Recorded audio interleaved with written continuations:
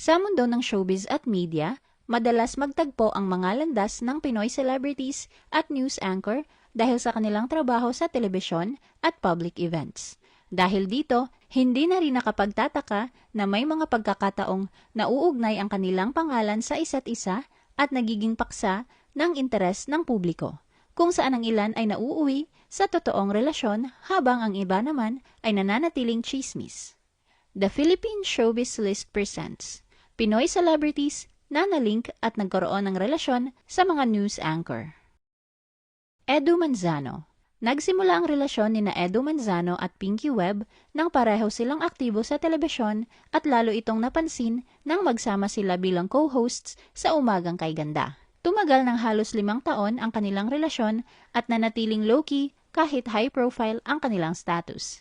Noong November 2009, kinumpirma ni Edu ang kanilang paghihiwalay na aniya ay mutual decision kahit may plano na silang magpakasal. Isa sa mga pangunahing dahilan ang kanyang pagpasok sa politika para sa 2010 elections na nagdala ng bagong responsibilidad at magkaibang direksyon sa kanilang buhay. Isinaalang-alang din niya ang pagiging news anchor ni Pinky upang hindi ito maapektuhan ng kanyang kandidatura. Sa kabila ng hiwalayan, nanatili silang magkaibigan at maayos ang relasyon. Julius Babaw. Forever kilig ang natagpuang pag-ibig ni Julius kay Christine Bersola.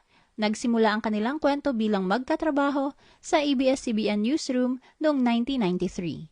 Ayon kay Julius, una niyang napansin si Tintin noong unang beses niya itong makita na papasok sa newsroom na nakasuot ng pulang damit. Hindi man agad ito naging malalim na pagtingin, inamin niyang agad siyang na-attract sa presensya nito. Habang tumatagal, mas lalo silang nagkakilala sa trabaho at natuklasan nilang marami silang pagkakapareho. Pareho silang graduate ng UP, may hilig sa arts, film, at pareho ring animal lover. Dahil dito, unti-unting nabuo ang natural na koneksyon sa pagitan nila hanggang sa mauwi ito sa isang relasyon.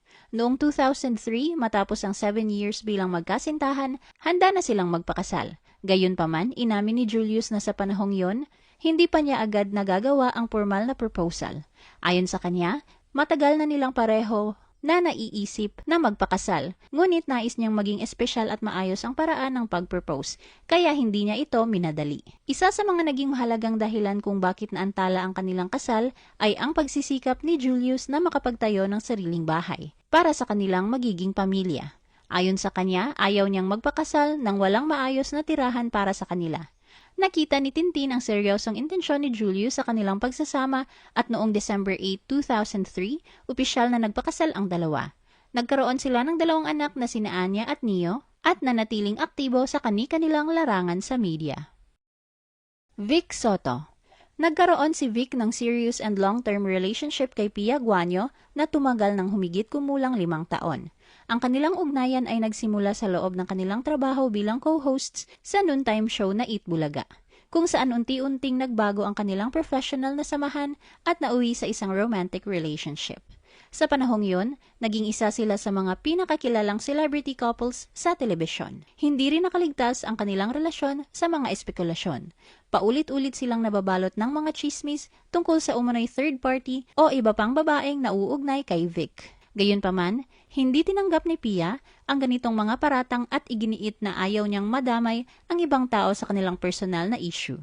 Noong 2010, tuluyan nang nagwakas ang kanilang relasyon. Ayon sa mga ulat, ang kanilang paghihiwalay ay naging maayos at walang kontrobersya at madalas itong ipinaliwanag bilang simpleng paglayo ng kanilang mga landas. Mar Rojas. Noong una ay hindi agad nalaman ng publiko ang tungkol sa relasyon ni Mar kay Corina Sanchez dahil pinili nilang panatilihin itong pribado. Ang kanilang unang pagkikita ay nagsimula sa profesional na konteksto. Una silang nagkakilala noong kongresista at kalaunan ay naging cabinet secretary si Mar habang si Corina ay isang reporter ng TV Patrol. Si Corina mismo ang nag-interview kay Mar noong panahong yon. Sa mga simpleng sandali ng interaksyon, nagsimula ang pagkakaroon nila ng mutual interest. Hindi rin naging tradisyonal ang paraan ng kanilang pag-amin sa publiko. Sa halip na isang formal na anunsyo, naging bahagi ito ng kanilang pagdalo sa isang event kung saan magkasama silang lumabas. Doon unti-unting naging malinaw sa publiko na may espesyal na ugnayan na sila. Noong 2009, naganap ang kanilang engagement at kalaunan ay kinasal sila sa parehong taon noong October. Lalo pang nabuo ang kanilang pamilya nang sila ay magkaroon ng kambal na sina Pepe at Pilar. Carlo Gonzalez. Ang matatag na married life ni Carlo kay Luan D ay nagsimula sa isang simpleng pagkakataon lamang, isang birthday party ng common friend. Ayon sa kanilang pagbabalik-tanaw, pareho silang nagpunta mag-isa sa okasyong yun at doon sila unang nagkaroon ng pagkakataong magkausap ng mas matagal. Sa unang pagkikita pa lang, nagkaroon na sila ng maayos na usapan. Kahit na pagkatapos noon ay hindi muna sila nagkita o nagkausap ulit sa mahabang panahon. Nagkita muli ang dalawa nang magkasama silang magtrabaho sa GMA project na I Heart You Pare. Doon, mas naging natural ang kanilang closeness dahil araw-araw silang magkasama sa set. Nagkukwentuhan tuwing break at unti-unting nakilala ang isa't isa sa personal na antas. Sa puntong yon, doon na talaga nabuo ang kanilang relasyon. Aminado si Luan na noong una, may maling impresyon siya kay Carlo. Akala niya ay masungit at tahimik ito. Laging nag-iisa at tila hindi masyadong nakikisalamuha. Sa kabilang banda, inilarawan naman ni Carlo si Luan bilang bubbly at masayahing tao na madaling makagaanan ng loob. Habang tumatagal, lumalim ang kanilang relasyon hanggang sa nauwi sa kasal noong 2019 na nasundan ng church wedding noong 2023. Robbie Domingo. Ang relasyon ni Robbie sa athlete-turned-broadcaster na si Gretchen Ho ay naging isang high-profile ABS-CBN couple. Sa kanilang relasyon, madalas silang ilarawan bilang isang mas mature at mas maayos na couple sa showbiz. Ibinahagi ni Gretchen ang kanilang love story bilang isang natural na proseso ng pagkakaibigan na unti-unting naging mas malalim na damdamin. Gayunpaman, sa kabila ng magandang simula, hindi rin naiwasan ang hamon ng oras at trabaho. Pareho silang abala sa kani-kanilang propesyon, si Robbie bilang TV host at si Gretchen bilang sports journalist at media personality. Nakalaunan ay naging isa sa mga dahilan ng kanilang pagkalayo.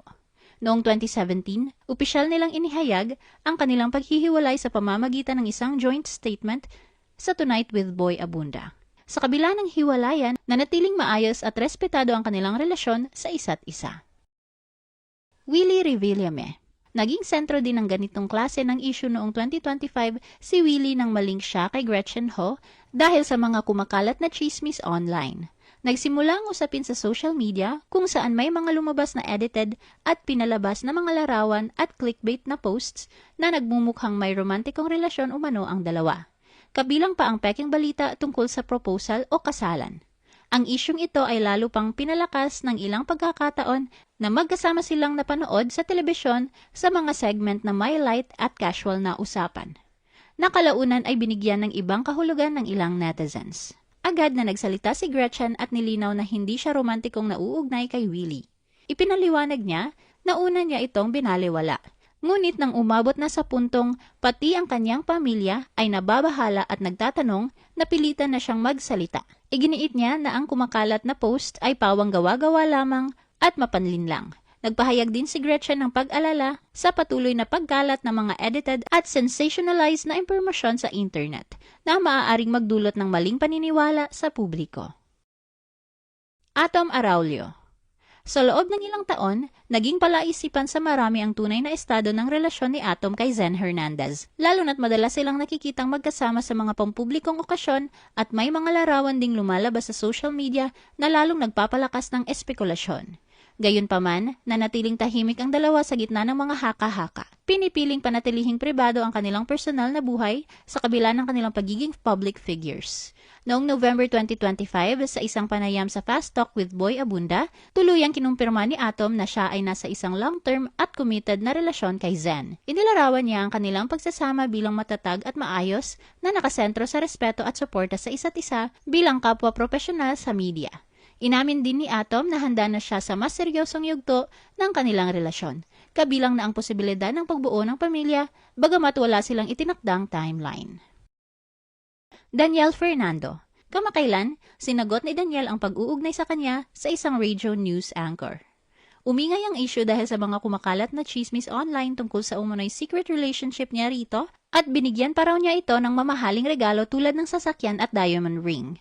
Sa isang panayam, mariing itinanggi ni Daniel ang lahat ng kumakalat na balita at iginiit na pawang mga chismis lamang ito.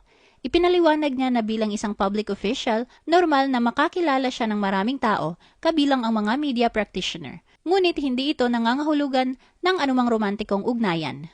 Binigyang diin din niya na wala siyang ibinigay na anumang mamahaling regalo at walang katotohanan ang mga lumalabas na kwento online. Ano ang masasabi mo sa video na ito? Mag-like o mag-react at huwag mahiyang mag-comment.